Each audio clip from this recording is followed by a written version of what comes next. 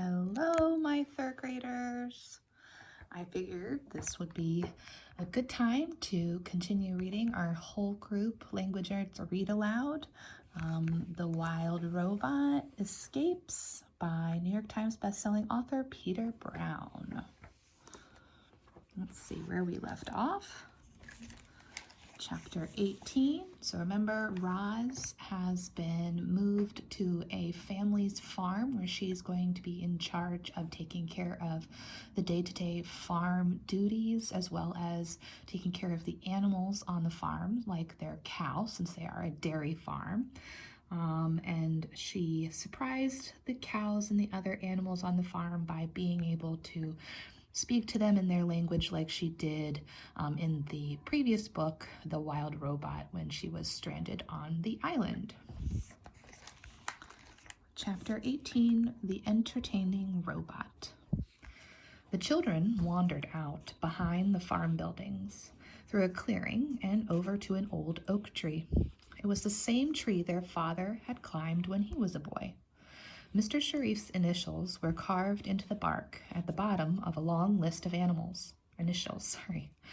For generations, all the Sharifs had carved their initials into that tree, going back to the ancestors who first built the farm. Someday, the children would add their initials to the list.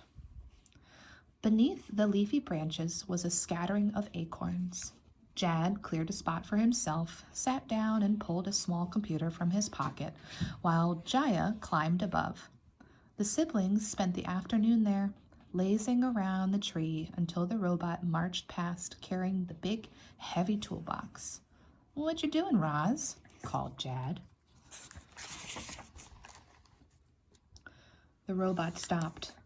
"The drone has crash-landed again," she said. "I am going to fix it." "Do you need any help?" "I do not need any help." "I'm bored," said Jaya, her legs dangling above her brother's head. "Can you do something fun, Roz?" The robot put down her toolbox and said, "What would you like me to do?" "I don't know," said Jaya, thinking hard. "Can you do a backflip?" "Yes, I can do a backflip." A grin spread across the girl's face.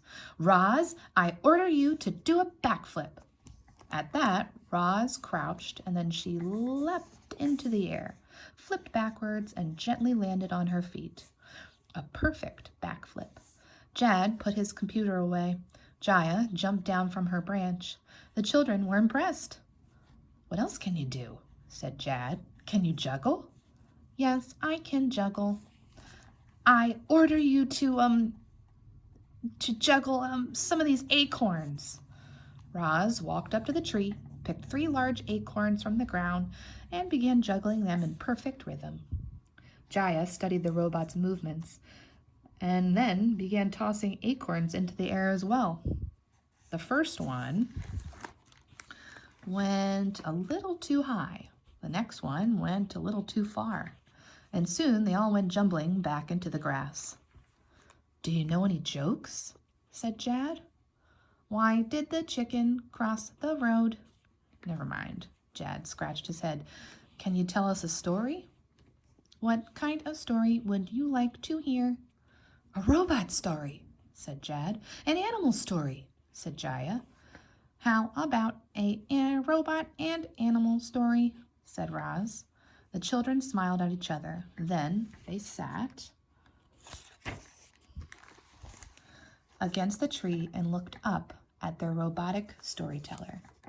"Once upon a time, there was a robot who lived alone on an island," Roz began.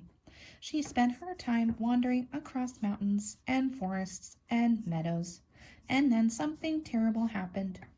Rocks fell and the robot tumbled off a cliff. She survived the fall, but sadly, the rocks killed 2 geese and smashed 4 of their eggs.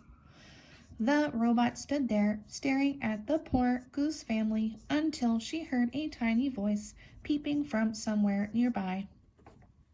She followed the peeping voice and discovered a perfect goose egg sunk in the dirt.